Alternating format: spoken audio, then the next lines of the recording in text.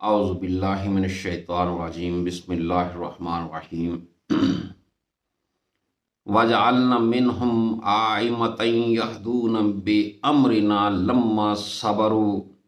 وکانوا بآیاتنا یوقنون صدق اللہ العظیم۔ آپ کے سامنے میں نے سورہ السجدہ کی آیت نمبر 24 تلاوت کی ہے۔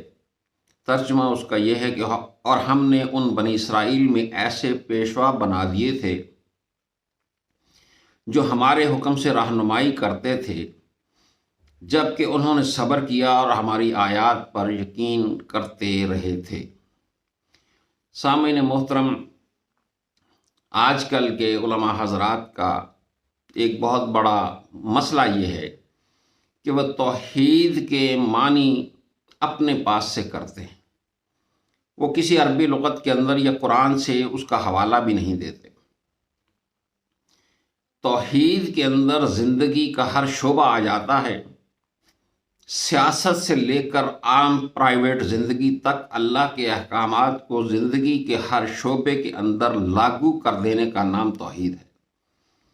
ہر قسم کا نظام اللہ کے قانون کے مطابق بنانے کا نام توحید ہے، اور سیاست اور ریاست اس سے جدا نہیں ہے۔ اب اسی آیت کو لیجئے کہ بنی اسرائیل کے اندر ایسے پیشوا سیاسی لیڈر بنا دیے گئے تھے جو اللہ کے حکم سے رہنمائی کرتے تھے، اور جب اللہ کے احکامات کو نافذ کرنے کے لیے ان کے اوپر تکلیفیں اور مخالفتیں آتی تھیں تو اس کے اوپر صبر کرتے تھے، ڈٹ جاتے تھے، کمپرومائز نہیں کرتے تھے، کیونکہ وہ اللہ کے احکامات کے اوپر یقین رکھتے تھے۔ اور اسی طرح سورہ قصص کی آیت نمبر 5 اور 6 وَنُرِيدُ أَن نَّمُنَّ عَلَى الَّذِينَ اسْتُضْعِفُوا فِي الْأَرْضِ وَنَجْعَلَهُمْ أَئِمَّةً وَنَجْعَلَهُمُ الْوَارِثِينَ وَنُمَكِّنَ لَهُمْ فِي الْأَرْضِ وَنُرِيَ فِرْعَوْنَ وَحَامَانَ وَجُنُودَهُمَا مِنْهُمْ مَا كَانُوا يَحْذَرُونَ۔ ترجمہ ان آیات کا یہ ہے کہ اور ہم ارادہ رکھتے تھے کہ احسان کریں ان لوگوں پر جن کو زمین میں کمزور کر دیا گیا تھا،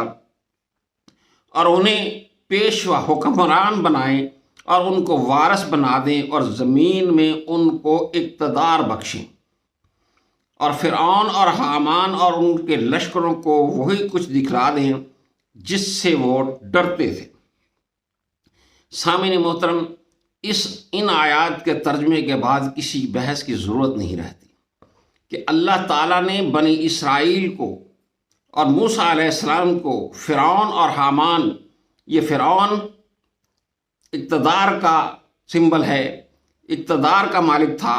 جبکہ حامان ایک مذہبی پیشوا تھا، ان دونوں کے گٹھ جوڑ سے بنی اسرائیل اور باقی عوام کو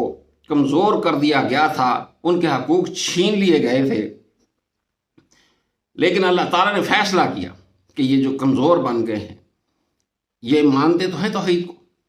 لہذا انہیں اقتدار بخشا جائے گا۔ تو اقتدار کوئی ایسی اچنبے کی چیز نہیں ہے جس سے آپ کہیں کہ نہیں یہ ایک گندی چیز ہے، اور میں حیران ہوتا ہوں جب لوگ کہتے ہیں کہ سیاست ایک گندی چیز ہے، ہمیں اس کے اندر حصہ نہیں لینا چاہیے، تو پھر آپ اقتدار اللہ کے دین کو قائم کیسے کریں گے؟ میں آپ کے سامنے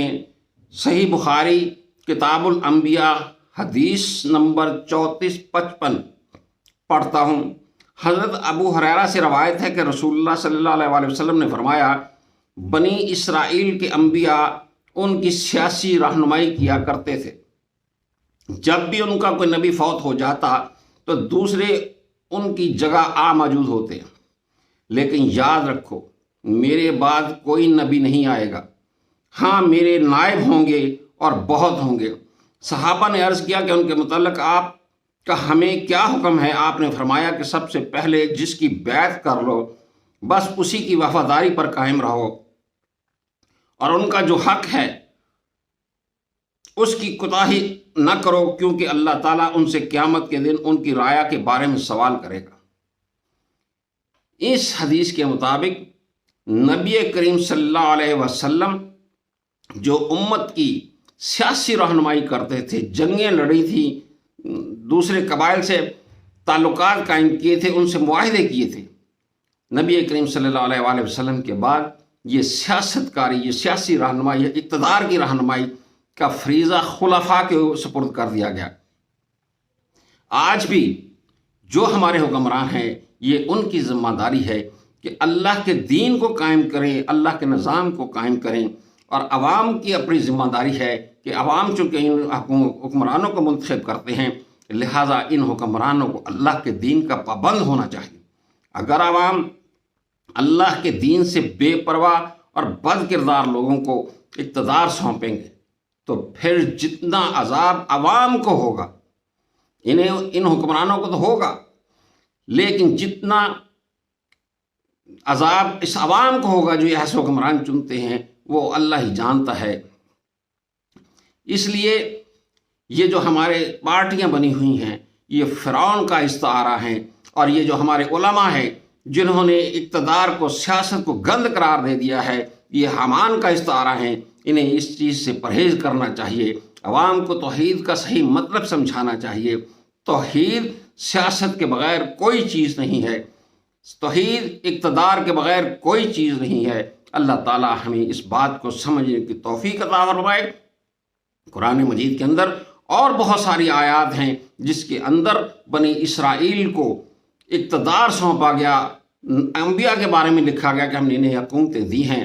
تو اس کا کیا مطلب ہے؟ اللہ تعالی ہمیں قرآن کو سمجھنے کی توفیق عطا فرمائے۔ وما علینا الا البلاغ۔